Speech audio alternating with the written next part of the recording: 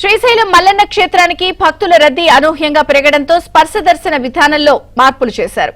Mana Mitra WhatsApp online ద్వారా టికెట్లను ముందస్తుగా పొందిన భక్తులకు మాత్రమే శని, ఆది, సోమవారాల్లో ఉదయం స్పర్శ దర్శనం కల్పించనున్నారు. సిఫారసు రేఖలపై వచ్చే భక్తులకు కూడా అవకాశాన్ని బట్టి రాత్రి 9 గంటలకు మాత్రమే దర్శనానికి అనుమతించనున్నారు.